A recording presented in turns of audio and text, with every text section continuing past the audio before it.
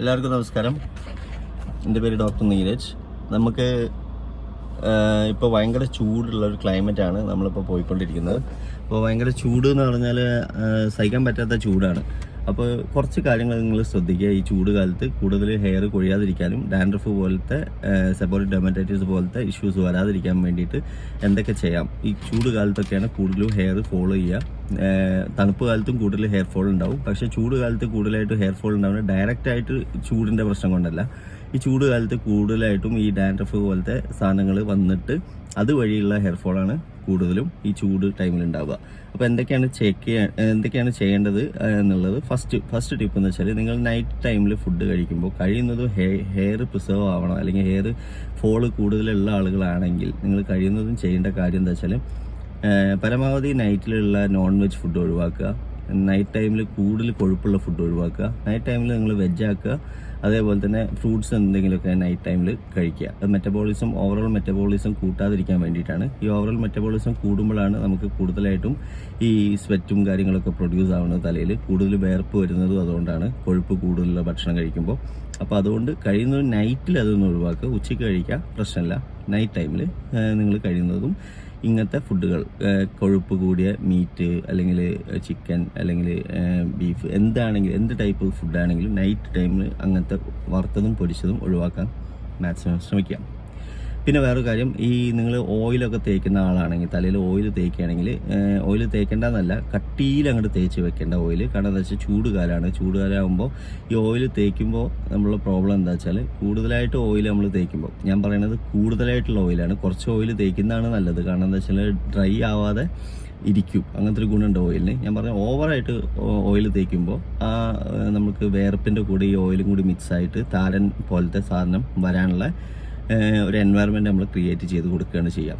രണ്ടാമത്തെ ഒരു പോയിന്റ്. അതുകൊണ്ട് കൂടുതൽ എണ്ണയിൽ കുളിക്കാൻ നിൽക്കണ്ട. കുറച്ച് നോർമലായി വെറ്റാക്കി വെക്കാനുള്ള രീതിയിലുള്ള എണ്ണ യൂസ് ചെയ്യാം. പിന്നെ പറയുകയാണെങ്കിൽ, നിങ്ങൾ നിങ്ങൾ കുളിക്കുമ്പോൾ ഷാംപൂസ് യൂസ് ചെയ്യണമെങ്കിൽ നിങ്ങൾ അധികം ഡെയിലി ഷാമ്പു ഒഴിവാക്കുക.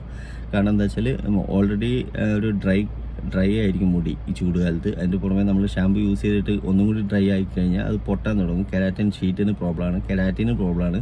ഹെയറിൻ്റെ ഒരു ലസ്ട്രസ് അപ്പിയറൻസ് തന്നെ മാറിപ്പോവും. അതായത് നല്ലൊരു ഒരു ബ്ലാക്കിഷ് ആയതോട് പോയി ഒരുമാതിരി നമ്മൾ പറയുകയാണെങ്കിൽ ഒരു അത്ര ആ ബ്ലാക്ക് കളർ എടുത്ത് കാണിക്കാത്ത രീതിയിലുള്ള ഒരു കളറിലോട്ട് പോകും. വളരെ ഒരു രസമില്ലാത്ത രീതിയിലാണ് തോന്നുക. ഹെയർ ഒരു ഹെൽത്തി അല്ലാത്ത പോലെ തോന്നും അത് കൂടുതലായിട്ടും ഷാമ്പൂസ് ഡെയിലി യൂസ് ചെയ്യുമ്പോൾ.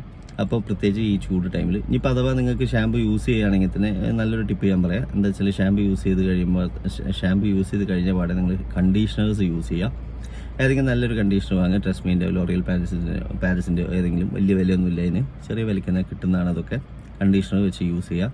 പിന്നെ പറയുകയാണെങ്കിൽ, തലയിൽ വേർപ്പുണ്ടാവുമ്പോൾ പ്രത്യേകിച്ച് നിങ്ങൾ ഈ ഹെൽമെറ്റും കാര്യങ്ങളൊക്കെ ഇടുമ്പോൾ, ഹെൽമെറ്റിലൊക്കെ ഈ വേർപ്പും നമ്മളെ തലേൻ്റെ വേർപ്പ് ഹെൽമെറ്റിലൊക്കെ ടച്ചായിട്ട് അവിടെ ഒരു ഈ ഫംഗൽ പോലത്തെ സാധനങ്ങൾക്ക് വരാനുള്ള എൻവയറമെൻറ്റ് നമ്മൾ ക്രിയേറ്റ് ചെയ്ത് കൊടുക്കുക. അതുകൊണ്ട് നമ്മൾ വൺസ് ഇൻ എ വൈൽ, അല്ലെങ്കിൽ ഒരു 3 ദിവസം 4 ദിവസം കൂടുമ്പോൾ, അല്ലെങ്കിൽ അതും പോട്ടെ ഒരു ആഴ്ചയിൽ ഒരിക്കലെങ്കിലും ഹെൽമെറ്റിൻ്റെ ഇൻസൈഡ് നമ്മൾ ജസ്റ്റ് ഒന്ന് സാനിറ്റൈസർ വെച്ചിട്ട് തുടയ്ക്കുക. എന്നിട്ട് നൈസായിട്ട് നിങ്ങൾ സാനിറ്റൈസർ വെച്ചിട്ട് ടവലിൽ കുറച്ച് സാനിറ്റൈസർ ആക്കുക, അല്ലെങ്കിൽ ഡെറ്റോൾ ആക്കുക. എന്നിട്ട് നന്നായിട്ടൊന്ന് തുടച്ചിട്ട് നന്നായിട്ട് നിങ്ങൾ അത് വെയിലത്ത് ഉണക്കാൻ വെക്കുക. അതും അല്ലെങ്കിൽ കീറ്റോകോണസോളിൻ്റെ ഷാമ്പൂ കുറച്ച് വെള്ളത്തിൽ കപ്പൽ ഒഴിച്ചിട്ട് ആ ഷാമ്പൂവിൽ ഈ സാധനം നമ്മളെ ടവല് മുക്കിയിട്ട് അതിൻ്റെ ഇൻറ്റീരിയർ വശം ഒന്ന് തുടച്ചു കൊടുക്കുക.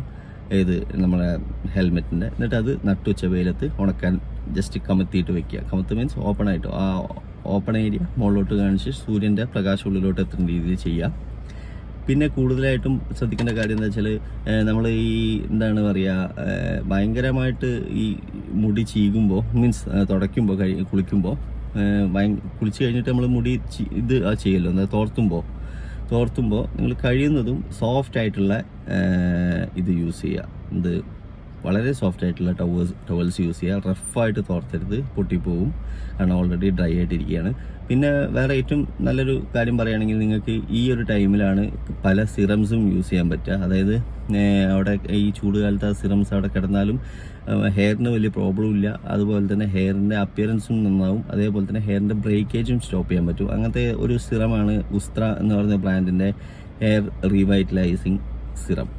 അത് നിങ്ങൾക്ക് ആമസോണിലാണ് കിട്ടുക കൂടുതലായിട്ടും. ആമസോൺ അല്ലെങ്കിൽ ഫ്ലിപ്കാർട്ട് ഇതിലേ കിട്ടുള്ളൂ, അല്ലാതെ നമുക്ക് കിട്ടാറില്ല. പൊതുവെ കടകളിലൊന്നും ഞാൻ കണ്ടിട്ടില്ല. നെസ്റ്റോ സൂപ്പർ മാർക്കറ്റിൽ വെക്കാറുണ്ട് അവർ ചില സമയങ്ങളിൽ. അല്ലാത്തടത്തോളം ഞാൻ കണ്ടിടത്തോളം അത് ഓൺലൈനിൽ കിട്ടാറുള്ളൂ. അതൊന്ന് വാങ്ങുന്നത് വളരെ നല്ലതാണ്. സിറം നിങ്ങൾ ജസ്റ്റ് കുളിച്ച് കഴിഞ്ഞിട്ട് യൂസ് ചെയ്യേണ്ടതാണ്. ഓക്കെ, അപ്പോൾ ഇതൊക്കെയാണ് കുറച്ച് കാര്യങ്ങൾ. നന്നായിട്ട് വെള്ളം കുടിക്കുക, അങ്ങനെയാണ് കൊണ്ടുപോയാൽ ഹെയറിന് വലിയ പ്രോബ്ലം ഒന്നും ഇല്ലാത്ത അങ്ങോട്ട് കൊണ്ടുപോകുക. ഹെയർ വലിയ കാര്യമായിട്ടൊന്നും നിങ്ങൾ ശ്രദ്ധിക്കേണ്ട കാര്യമില്ല. ചെറിയ കുറച്ച് കാര്യങ്ങൾ ശ്രദ്ധിച്ചാൽ തന്നെ വലിയ രീതിയിലുള്ള ഹെയർ ഫോളും കഷണ്ടി ആവുന്നതിൽ നിന്നൊക്കെ നിങ്ങൾക്ക് തടയാൻ പറ്റും. Okay, thank you.